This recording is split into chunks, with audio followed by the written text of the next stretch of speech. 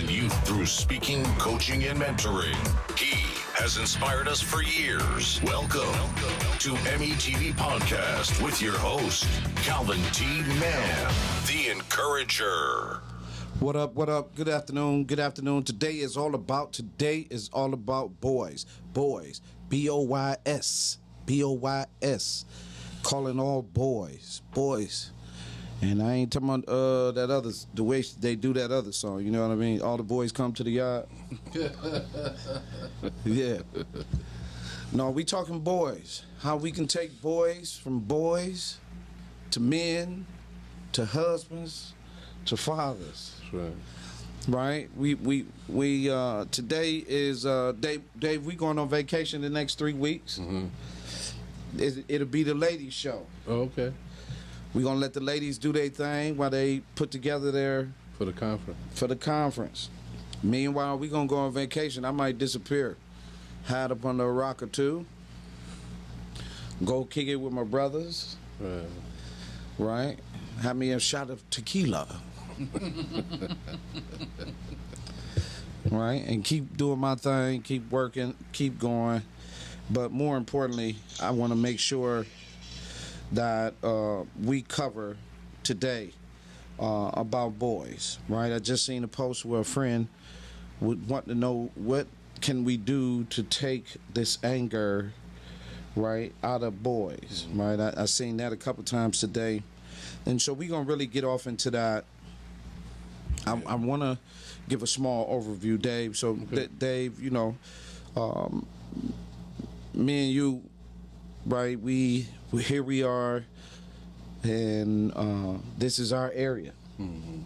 And so I felt the need to, you know, I invited quite a few people. I invited my brother Milton from Alabama. I invited my brother Paul from Atlanta, right? I invited my brother Johnathan, and right, because I wanted to, you know, hear some feedback. I invited my brother Dave to come on, and where we was talking about suicide, right? So we're gonna get in some numbers real quick, and I'm gonna share that some of them numbers is astounding, right? So we're always researching to catch up, to keep our eyes on the pulse. The billboard we're dropping this time, it simply states 63% of all suicides come from fatherless homes. Y'all can take that racism and stop playing with yourself, because it don't matter what household, That's don't matter what culture, 63% of all suicides. So that other, 37% is inflicted with trauma and some other things, but 63% come from fatherless homes. And to take that deep, as we have been, I'll make it even sweeter. Got a call from a friend, right? And there's a young man needs some help. The one thing missing, dad. Nowhere. So angry, upset, saw a post. Black fathers. The brother saying, I'm stepdad to my stepson. He coming in the house, he 14, he getting high, the whole thing, and he put his hands on his mouth. I don't know what to do. Can you help me? So and so, so and so. Brother, you the answer. You just don't know it. So let me put you up on these 2-3 pointers, and when you the answer. See, we gonna take something away from the answer.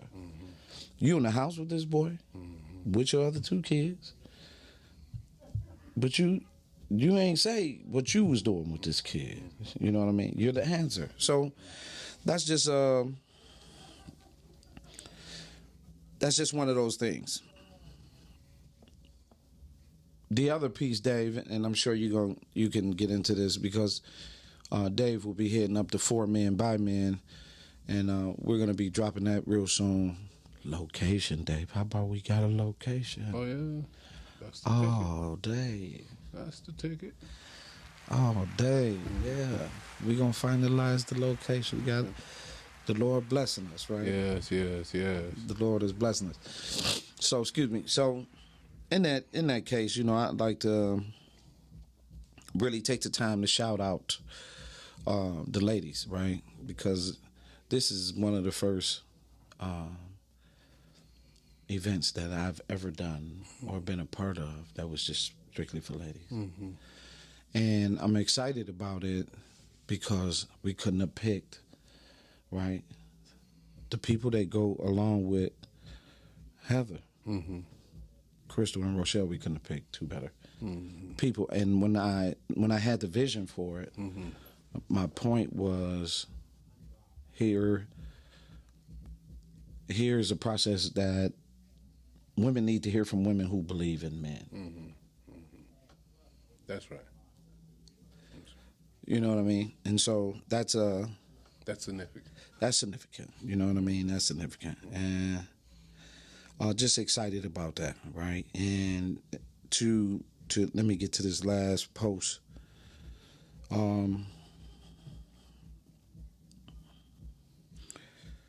So here's a number of statistics, right? Here's a number of statistics. Let me pull this up right here.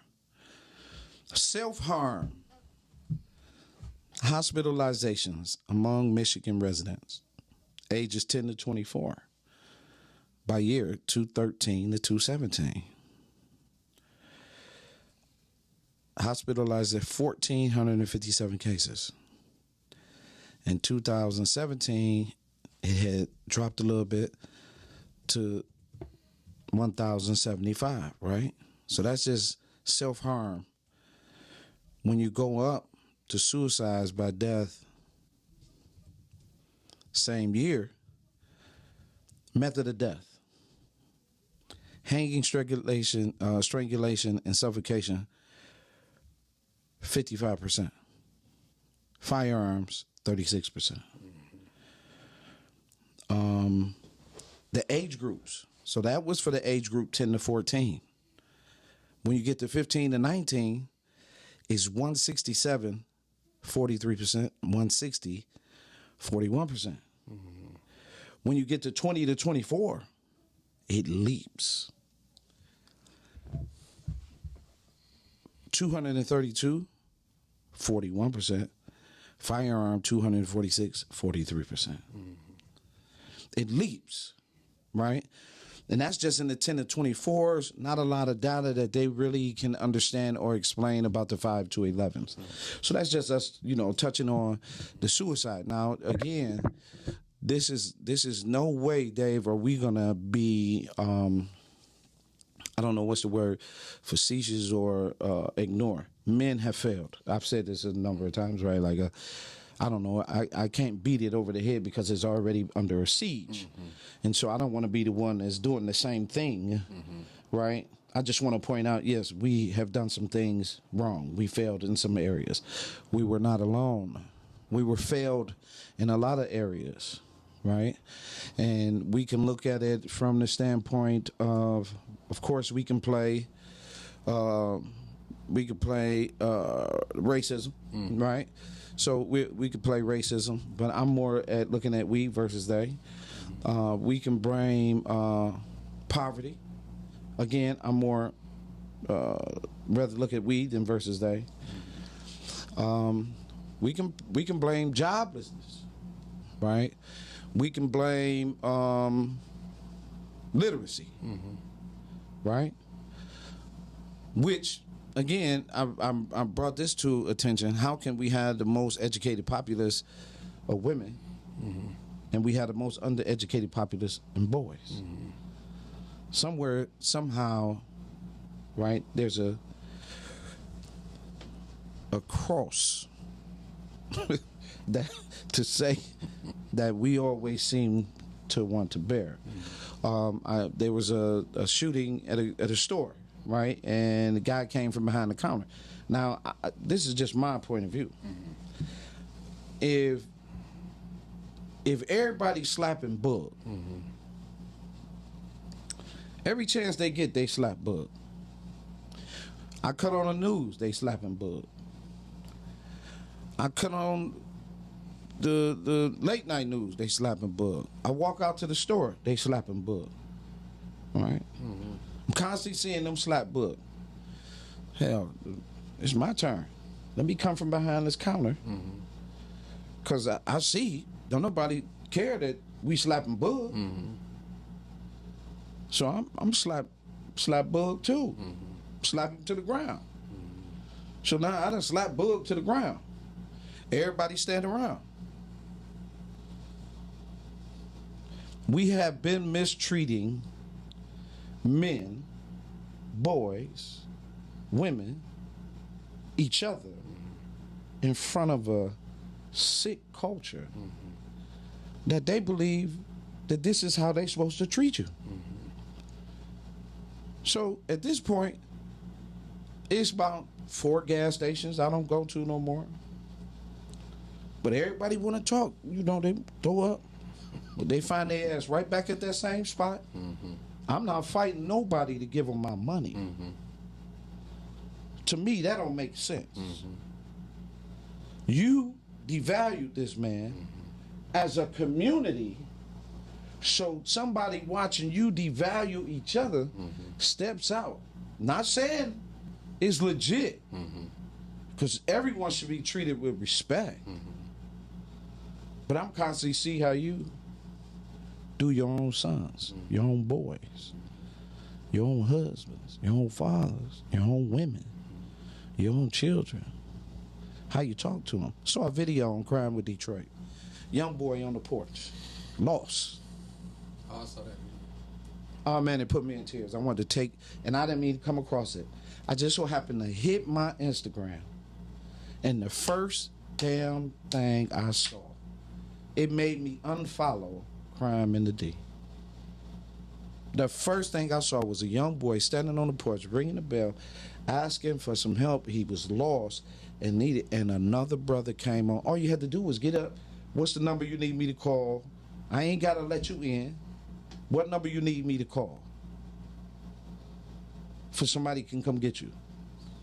Or let me call 911. Or let me call you, get somebody to come get you. Hey, we got a boy that's saying he lost. Lost. Can you come? And he just so freaking careless say, oh, I can't help you, bro. I can't do nothing for you, dog. I can't do nothing for you. Yo, I saw that. Right?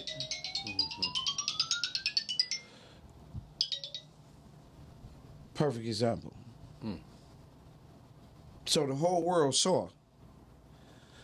But if he'd have stood on, right, rang another doorbell, he says, let me help you. But that was male to male, right? This is my opportunity, male to male. But even he, watching the light and he lose, can't trust him. This is what crime has done. See? I can't trust him. This is what we, the crime, has done. Young boy, out here in this environment by himself, the way they moving bodies in that morgue, man. Oh, man, I was pissed off. So, yeah, Dave, if you can add a 2-piece here, and we're going to get started on really just, we're going to talk about some things that boys could use. Yeah, I think as you're talking again, we are a species that is lost because no one invested. No one invested in us in the latter decades. And I was saying in the last 30, 40 years, the investment into the males has decreased. And fear has dominated the environment in such a way that even if one, not defending this guy because I didn't see it, but even if one wanted to help, the fear is so overpowering that people just got in their own little world. I think that until we recognize that iron sharpen iron, and we got to come together, and not come together because it's a good cause. What I've noted is men move along, since there's a men issue, but it's really universal. We see a lot of people jump on these causes. You know, I'm not taking nothing away from these. For example, Black Lives Matter. So we jump on the cause, suicide, we're talking about that. We jump on the matter. But is it from the heart, or is it about you trying to truly be about helping people? Because if you're just moving because it's a good cause, then in most cases what we're seeing is that we have a cause that never gets resolved. Case in point, when you saw the civil rights movement and Martin and all of them were doing their things, they marched, they fought, they stood to completion. If they got beat down, if they got killed, they fought to completion. And we saw the most massive change universally was the civil rights movement. Because not just one group of people benefited, everybody benefited. But unfortunately, we don't see that now. We see a lot of causes. We see a lot of marching. We see a lot of, noise. But as old saying, you're saying, talking loud, but then you're saying nothing. Because you're not putting the work in. You're not putting the work in consistently to see it to the end, like you and I. So we go to the school. We don't just walk into a school and say, hey, here I am. I'm going to speak to the kids and see you later. Bye. Come back 5 years later, right? We say, I'm going to come into your school, and I'm going to be back next week, and the week after that, and the week after that. So now that wall, those boys we're talking about, those walls that came from their environment, those walls that came from certain conditioning, those walls start coming down because they see someone, as I started this, invested in them. So now that same scenario you just presented, I don't know how old the gentleman was, I don't know how old the young man who was lost was, but looking at that, that would have been a different whole kind of outcome had somebody shown investment, the guy who opened up the door and said, I can't help you, because he would open up the door. He did, okay, so that's how I didn't see it. So I'm just saying, he would have had a different mindset because somebody invested in him, now he invested in them. But he ain't had that mindset. He got a me, myself mindset. And as you say, he didn't bother to open the door. So, you got a lot of things that's causing these issues. Like I always like to say, the problem ain't the problem. What we see on the surface is not the problem. It's just like a disease. You may have the symptoms. Oh, man, he got a fever, he got this, that.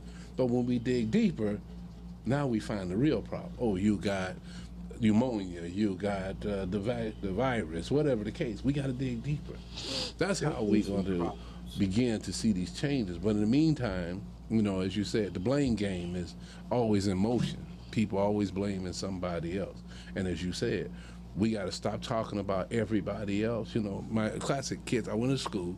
So the kids said to me, Martin Luther King actually, school, and the kids told me, well, they don't make no books for black people. I said, well, you know what? If it ain't no books for black people, why don't you make a book for black people? You see what I'm saying? Why don't you write the book, you see, and start to let people know. Yeah, let him in. The history, you see? You have to do something. You can't always keep asking someone else. I was telling someone yesterday, I said, everything that I've done, I got a zillion books. I read a lot. But at the end of the day, I like to experience it myself, if I can first-handly say, oh, this why it didn't happen, or this didn't work. But it's always people passing the blame. And we as men, we would narrow it down, we as black men keep passing the blame. Enough of your excuses. Your excuses are avoiding to your reality of responsibility. Once you maintain that in your mind, I'm going to be accountable, responsible till the end, then we can see changes. But as long as we just talking loud because it looks good, it's the cause for the day. It's like in the Wizard of Oz, the color for the day is yellow. Dude, get off that horse. It's time for us to stop making the changes. Yeah, they're in that process, right? Again, what we're here for, because in that process, here's the boys, right? Right? And so here are the boys. Now, when I say boys, I'm literally talking about all of them. Mm-hmm. But in this case, I'm going to just talk about the black boy. Mm-hmm. I said this before, but I don't think a lot of people listen or resonate or give a damn. Yep, let them in. Right? And thank you. And the truth, if this black boy shows up at the daycare center, parents come in, they sign him up at the daycare center. The black boy is already ostracized immediately. He's already looked upon the wrong way. Mm-hmm. right? So here's this black boy, shows up at the daycare center. It could be an all black daycare center. Don't matter. This is fact. This is not a hypothetical. This is not a maybe. He could show up at a black daycare, white daycare, pink does not matter. He is automatically in the hairs, the crosshairs of whoever is running that process. And God forbid if he handsome, might have good hair, or if he got nappy hair, God, it don't matter. As soon as he display a certain level of emotion, he is already on his way out the door. Because over here, all the little girls, again, in a daycare center, have their role model. So the boy gains even more emotion, especially if he's coming from a fatherless home and it's a mom. When the dad is involved, he still has a chance, but that's in case dad is healthy, has balance, is not so emotional, and bring the kid in. Well, that don't usually happen. Well, it's happening. It really is happening, though. Dads are really, they're really performing, but they're coming in. Some are coming in with emotion, right? And so, immediately on his record, before he's kicked out, oh, your son is doing too much. Every time I show up to pick him up, he's falling out. I told you, Lil, what's his name, had been kicked out of 5 schools before he hit our program. And that's when I told you, I said, I was surprised he made it that far. Because right away, what she do? She created a reason, because she saw the kid changing. She saw the nephew changing. And they were starting to love someone else. And when she saw that boy hug me, she pulled the boy, the nephew, and the son out. And here's the excuse. So now what is happening? Meanwhile, the daughter is A, B, C, D, E, F, G, H, I, J, K, L, M, N, doing her hands. You know not to act like that. No problem. She flying. She getting the structure. She getting the investments. Because she knows exactly what to do, right? But the boy, he not getting that. So he already kicked out 5 schools by the age of 8. So when we get further, right, we go to Head Start. Now the Head Start program, this is where you start to learn some things, right? And so the boy, he's in the Head Start. Well, with us, when they're 8, we're automatically removing the emotion. Why? Because they're in an environment where it is males. This is why we ask the parents, the mothers, to immediately drop them on the outside, let them come in, and leave them. Right? Because boys will perform and give their mothers exactly what they're used to getting. So if I'm used to falling all out, right? I'm going to give my mama the fallout. Where you going? Wait, you so. Oh, look at my baby. Oh, yeah, come on over here. And then, right, and you hugging him, right? And then what he say? At a certain point, now he angry. Because he in a room where 3, 4, 5, 6, 7, 8, 9, 10 dads is picking up their sons. And he starts to look around and he starts to wonder, hey, where my daddy at? Remember, these are development years. That's right. That's right. These are development years. He's 4 or 5 development years. I tell parents all the time, newborn parents, husbands, teach your kids to read by the age of 4. That's right. Teach your kids to read by the age of 4. Teach your kids to read by the age of 4. Teach your sons to read by the age of 4. Right? Teach your sons to read by the age of 4. Why? Because you open up the processors. Once I know how to read, what I'm looking at and spell, my processors open even more. Now my cognitive health. But what adds to it?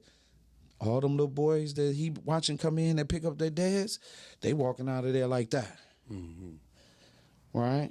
What's up, Dad? Oh, my dad coming. See? So they 4, preschool. Oh, here come my dad. My dad coming. He's still mad. He don't know the backstory. So I'm gonna give you some info, new info. We was talking about this on Lean on the Father. When the government structured this whole process for child support, things like that, it was because slavery, so many men were having illegitimate kids. Do you know you're still under that illegitimate law? So if you're not married when you have a child, you walk into the court automatically is called the paternus, right? In other words, the court has nominated itself as the father because they were having so many mixed kids that they created the law for these men. Now it's biting men in the ass. Wow. That go way back. Oh, I'm eating this. I'm in that information. Because when I'm coming out swinging. I ain't coming out to play. Some people, we are playing entirely too much with lives. Our boys are dropping, right? So now he hits. He's at Head Start. Now he's at kindergarten, right? Kindergarten, 1, 2, 3, 4, 5, 6, 7, 8, 9, 10, and was, is, who, why, what, they, all of that, right? Kindergarten. Oh yeah, I can see that. I can do that. Oh yeah. What does it say? It says, Bill walked down the street. Yeah, Bill walked down the street. You read it.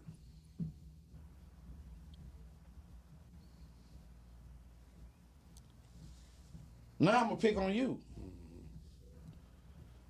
Now what happened? Now I'm kicked out of kindergarten.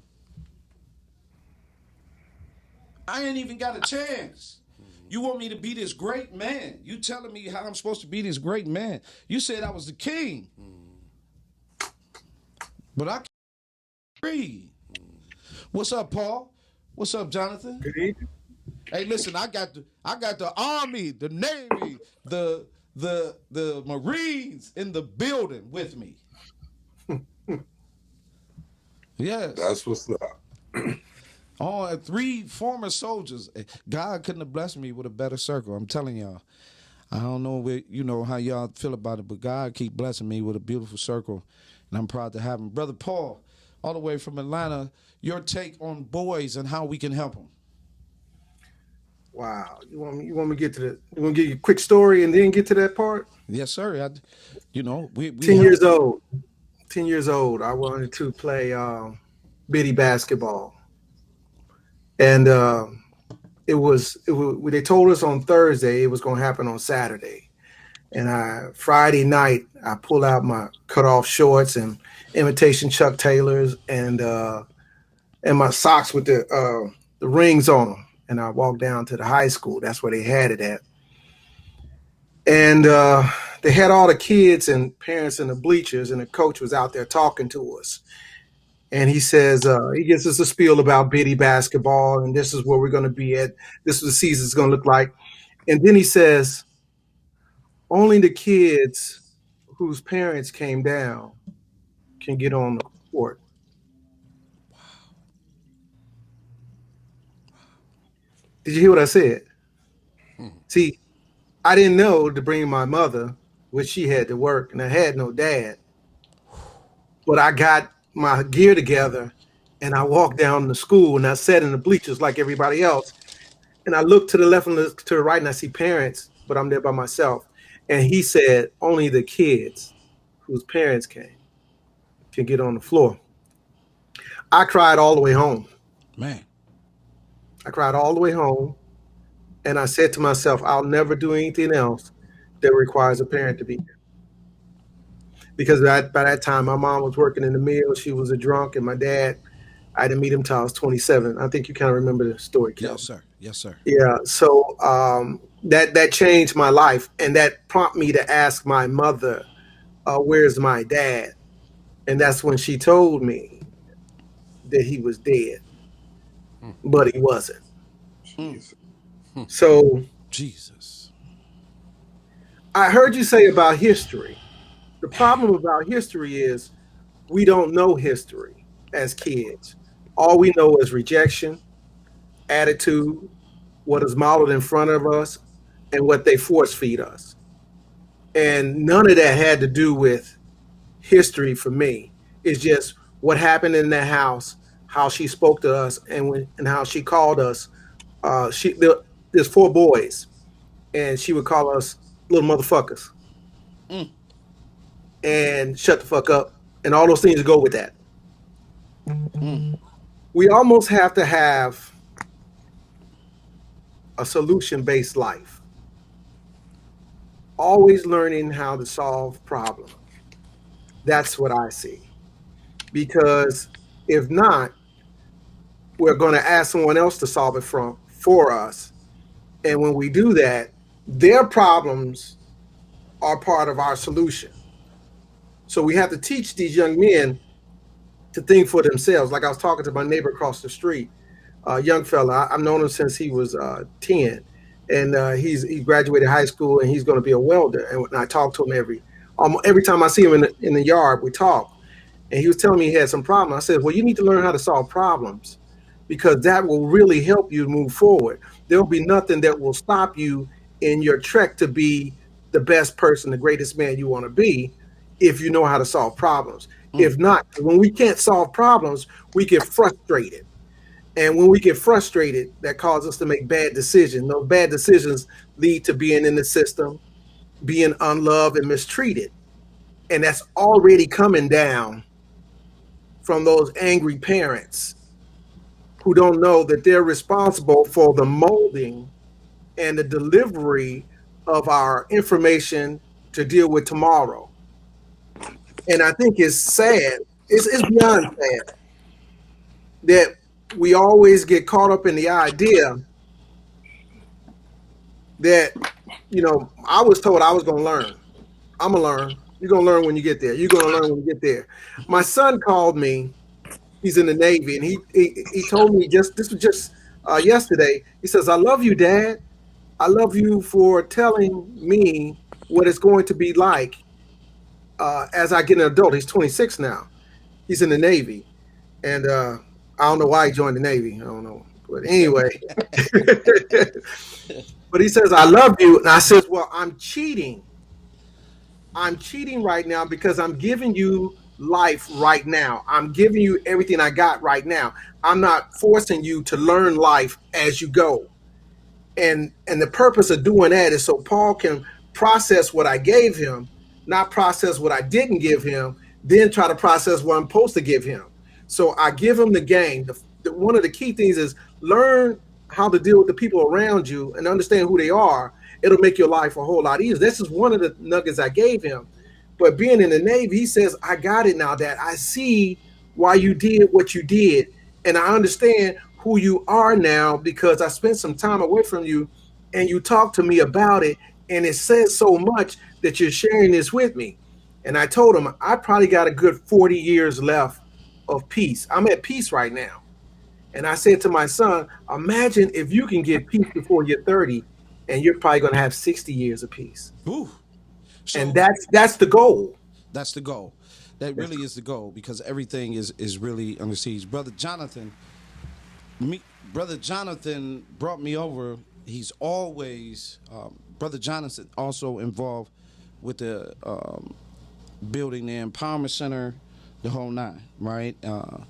His voice, his care, everything is knee deep in his process for his community. And Brother Johnathan does a lot of reading with the community. He reaches a lot of kids. He's just talking to them. He's constantly, when he had me come over and read to the youth, right? He's literally doing this work. And Brother Johnathan, what is your take on boys and literacy? Thank you gentlemen, for allowing me to share this space with you guys. My take on boys and literacy. I believe that we are behind. We're behind in so many ways. Um, the system was set up in a way that we will remain behind.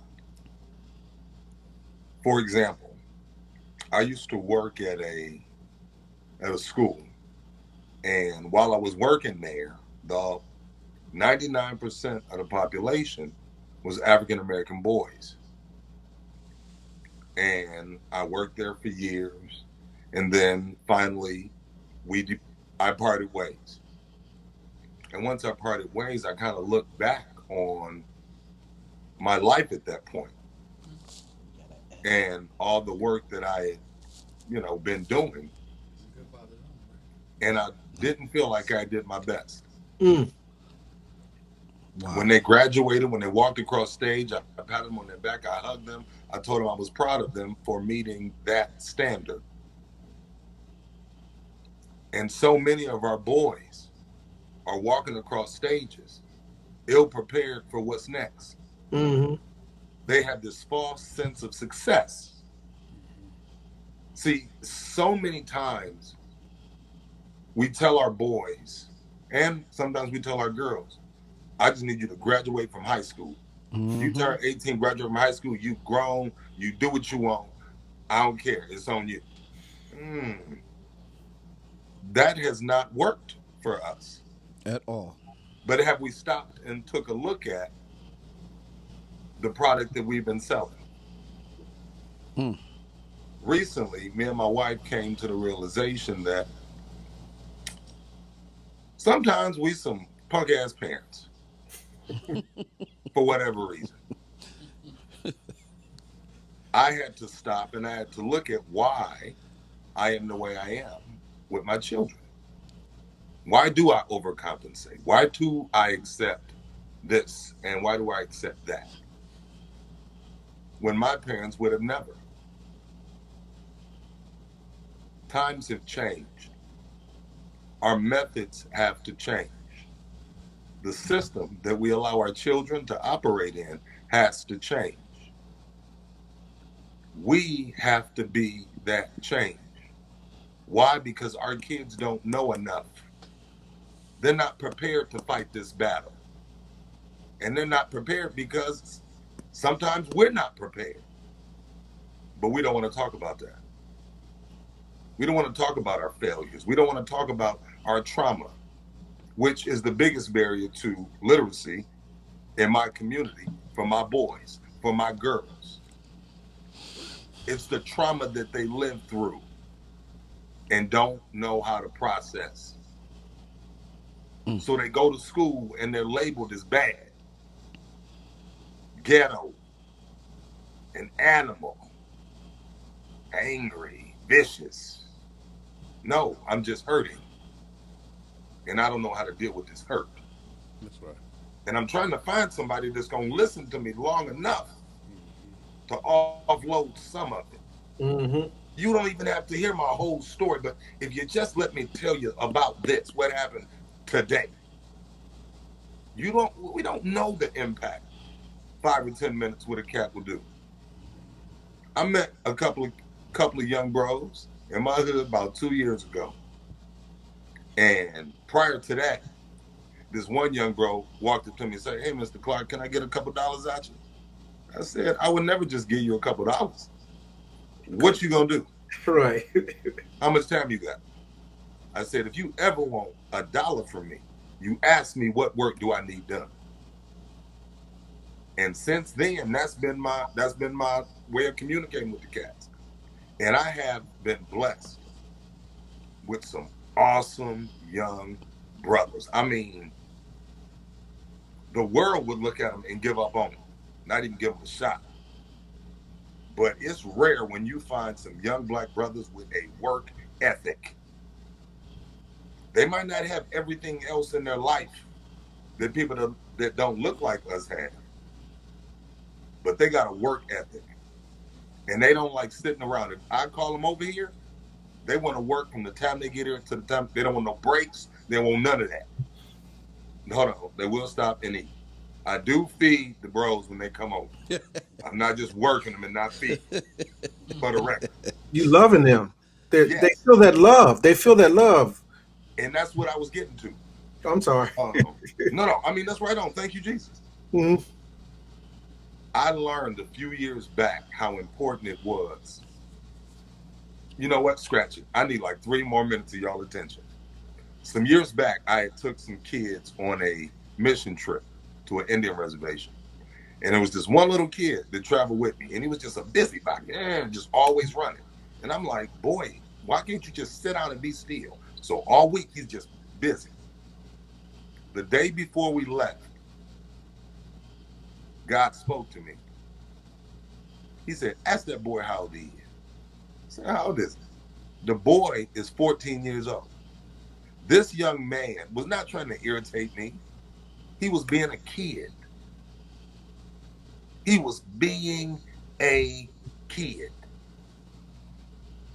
At that point, I realized that so many of these young guys whose lives we're in, they're not in positions to be kids.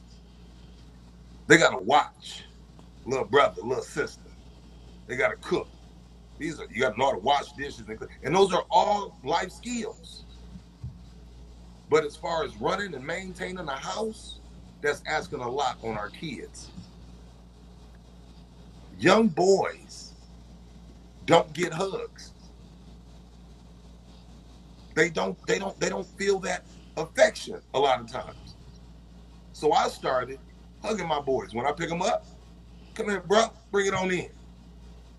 And then this is the killer. One day I was dropping them off. I said, I love you. They stopped and turned around and said, we love you too, Mr. Clark. And ever since then, they just tell me they love me and I love them. And they know it. They know it. Our boys need to know that they are valued and they are loved, even when they're on that dumb stuff. We can't give up on them when they make a mistake. We can't forget all the mistakes that we made. Right. Even if they're doing something that reminds us of us. That's a good area to segue to. That's where you want to parent at, right? Where you had them is where you want to parent at. Now, what was I on when I had my oldest? What was I on when I had my second oldest? What was I on when I had my third? What was I on when I had my fourth? Right? It shows up in them, right? So you hit it on the nail, Brother John. Paul, you wanted to say something, then Dave behind that. Well, what I said was they gravitate to the love that we have for them, hands down. Yeah, I was telling my daughter the other day I love my grandfather, but I couldn't remember 25 words he said. But he never rejected me, and he always brought me into the fold to sit with him. And I loved him for that, not for a conglomerate of things that he did. And that's all I got. You see what I'm saying? That little piece right there made me put my grandfather on a pedestal. I was in the D day before yesterday. I was in Detroit. I was in there for a hot minute, and I sat down with a good friend of mine, and he told me how he has his grandsons cutting grass with him, and I'm in awe. You got all 5 of them? He's like, yeah.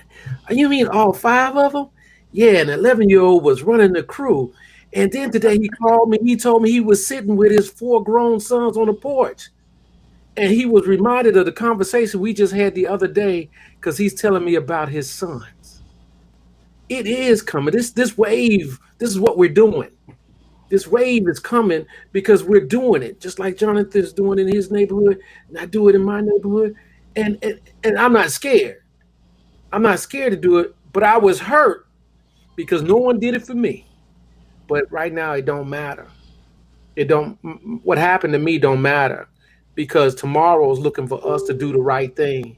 And that's why they slow down and they talk to us and they recognize us in the yard. Hey, Paul, hold 1 second. We got a caller. Okay. They hung up. Yeah. No, I really understand. You know what I mean? I get it. Dave. Now, gentlemen, you guys put out the pearls. You know, it's essential that we express love to our young boys. A lot of this, I said this earlier before you guys tapped in, sometimes the problem is not the problem. You know, we're looking Mm-hmm. at the outward behaviors, but we're missing what's going on internally. And as you said, Paul, your grandfather didn't say many words, but he gave you time. Time spent. We talked about the five love languages, and one of mine is quality time. See, I Number can one. incorporate the other four if I'm spending the quality time with you. But if I ain't with you, you can't get it.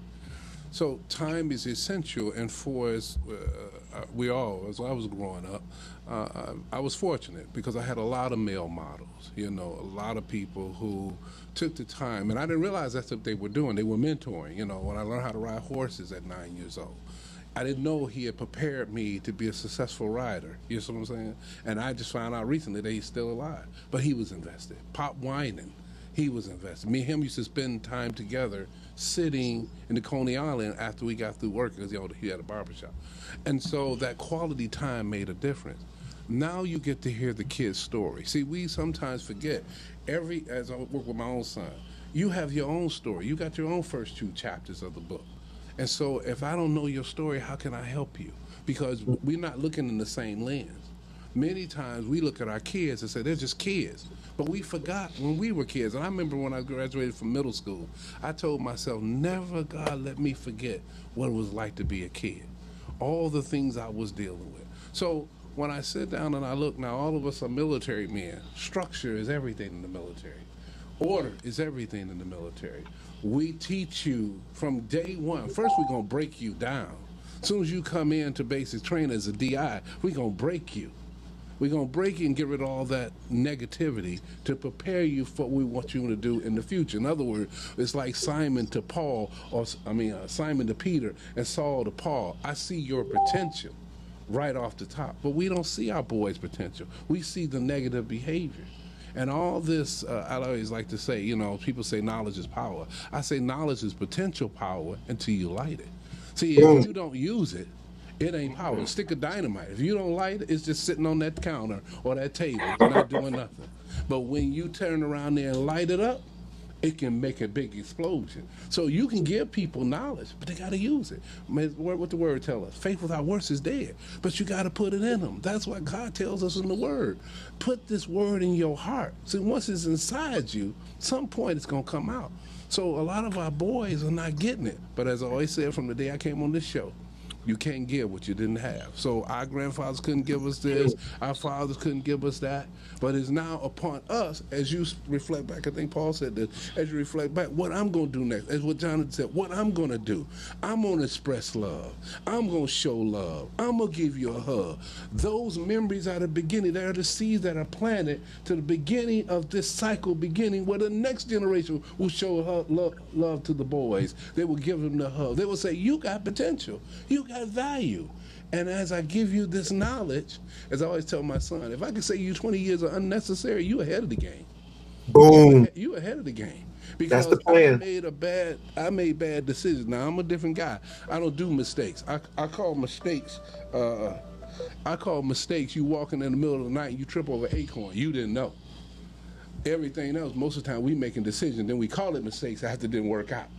See, but if I give you the right knowledge so you know how to get to Chicago versus you going to New York, you're going to be one step ahead of the game. So, gentlemen, I think that the pearls y'all laid out is so significant because this shows us, as us 5 men here, 5 men coming together, we're the beginning of unity. And I always know it's 5 fingers, right? That unless your name Bruce Lee, one finger ain't gonna get it. You ain't gonna knock too many walls down, right? Right. But when you bring them 5 fingers together, it's power, and that's what we're talking about. Passing this power on through showing love. You know, guys, one solution. Paul, give me one solution, 1 minute. Johnathan, give me one solution, 1 minute. Be proactive. Never be afraid to approach these young men I think when the division between our interactions and passing by each other, that is one. Speak to them and bring them in the fold. And that's a simple solution when you see him every day. Strike up a conversation with a stranger, a young man, and he will remember that. And Yes. that's a simple solution right there. Yes. Thank you, Brother Paul. Jonathan. Mhm. I would say love our boys the way God loves us. Mm-hmm. Make yourself vulnerable to those boys. Be consistent. That's it. And when I say love them when they do dumb stuff, we have to love them when they do dumb stuff. The world, I mean, in a lot of cases, their households have given up on them. Mm-hmm. They're just sharing a space. There's no love. There's no family. Mm-hmm. And sometimes the love that we share is all the love they may get. Mm-hmm. Mm. That's it. That's a fact. That's a natural part. Thank you. You're welcome. Brother Day, 1 minute. Yeah, this is significant. I always tell people, if you say hello, you never know how you're going to change somebody's life. See, we don't know the kid that was going to take his life. That one moment when you say hello to him can alter that thought pattern. Because when you say hello to people, we don't really realize how powerful it is. When you say hello to somebody, you say they got value. For that moment, you acknowledge them. And as he said, so many kids are living in households they're not acknowledged. They're not given value. So spend that time and say hello to the people in passing. These young boys need it. Awesome, guys. I thank you for you guys joining. And I'm going to say this, and I think it's very, very important that we be clear in our work, right? More importantly, we need to be clear in ourselves. Many times, as men, the first thing we don't do is forgive ourselves. Many times, as young men, we don't realize, and men, and boys, and husbands, and fathers, we don't really know our value. We simplify out of drama. We simplify out of racism. We simplify out of systems in order for us to function in the system just to survive to a certain level in life. But what we have done is we've taken trust off the table and we have not honored each other. It's cool when we say, come here, young king, and it's cool when we call each other kings. But remember, it's hard to push that over to someone who don't own land. See, kings and queens, we push that message. That applies pressure, and I get it metaphorically, but my point is we need to begin to stress to our young boys and our children and our husbands and our fathers their value. You're very, very valuable as men, as husbands and fathers. When you see a boy, you're cultivating 71 values in a boy. When a boy becomes a man, he's on his way to being a superhero. When he becomes a father, he turns into something that no one can stop. He's uncontrollable. And when he becomes that husband before the father, he has finished the cap on cultivating what he needs to do because he is the seed carrier. If we keep disrupting boys, we disrupt what the seed produces. So the seed is disrupted. It produces anger. It produces doubt. It produces hate. It produces negativity. It produces crime. It produces these things that we use to navigate to chase for money. In our processes, we have made money our God because of the individual mindset.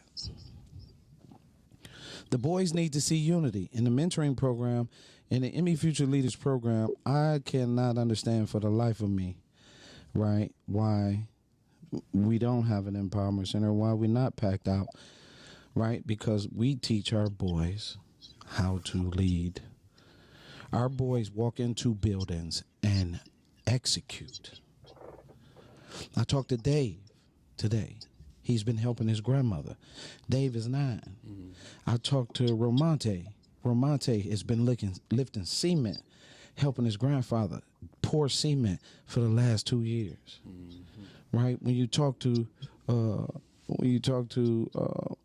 Colin, right?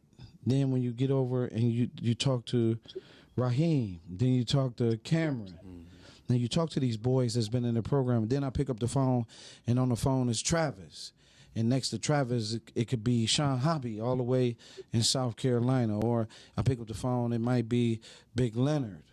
Or it could be my brother Corn. These are all men of this situation. ME Future Leaders started long before it became ME Future Leaders. In this process, you're talking 36 years of work. We're not navigating for money. We're navigating for results. That's right. Right? When we ask for the money, we put the money to where it's supposed to be and use it for what it's supposed to be used for. Now, this may come a shock to many of you, but I don't get a salary from Encourage Me, I'm Young. Okay? I don't. You are not following, supporting, and doing the things that it takes to have what it takes. God put me on this mission, and God supplies. And those who contribute and understand, you're watching God's work being done. Amen. So when I hear and see young men in the position that they're in, the truth of the matter is, it's because men did not show up in their lives when they were supposed to. And many people bought into a system. And we're always talking about they. And we spend very little time talking about we. When we talk about they, we give they all this beautiful power and what they do. When we talk about we talk about what we can't do, what we will not do, where we're not going, why we can't do it. We constantly feed that into our spirit, into our community, into our people. Right? And so we stay out the way, as we so appropriately say. How you doing, brother? Oh, I'm out the way. Come on. Just think about that.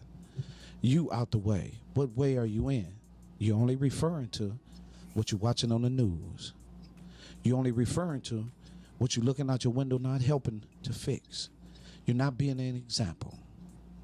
And so I share this with you, and I leave you with this. Mom, Dad, you can make all the money in the world, but you just can't make up time. That's right.